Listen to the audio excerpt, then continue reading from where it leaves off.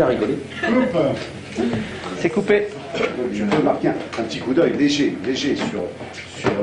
sur Madame de Motteville. Depuis hier, le château de Chenonceau remonte le temps. Enfin, le temps d'un tournage. Regardez, la grande galerie s'est même transformée en loge. Couturières, maquilleuses, techniciens, c'est ici qu'ils s'affairent. Ils n'ont pas de temps à perdre. Gagner du temps, c'est d'ailleurs le leitmotiv de l'équipe. C'est pour ça qu'ils tournent à Chenonceau. Le rythme qu'on a sur ce film, c'est qu'en fait, on a plusieurs décors par jour. C'est-à-dire que souvent, on n'a même pas une pièce, on reste une journée. C'est-à-dire qu'on est souvent 2-3 pièces dans la journée, 2-3 lieux. Donc à construire, c'est absolument pas financièrement possible dans des économies de films pour le service public. Mais au fait, de quoi parle ce téléfilm?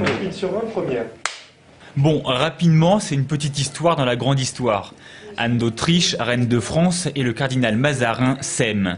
Pourtant, ils ne peuvent pas s'aimer. Raison d'État oblige. Le tout se passe au XVIIe siècle, une période chère aux réalisateurs. Je trouvais que c'était intéressant et rare dans les fictions françaises. C'est une période qui n'était pas très bien visitée.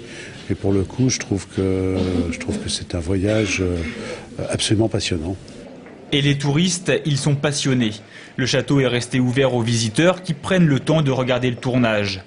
Mais il faut les comprendre, sous la robe rouge se cache Philippe Torreton, une star du cinéma, passionné d'histoire. Faire de l'histoire, c'est interroger notre époque. C'est pas seulement rendre compte comme ça d'une possibilité, d'une véracité d'une époque.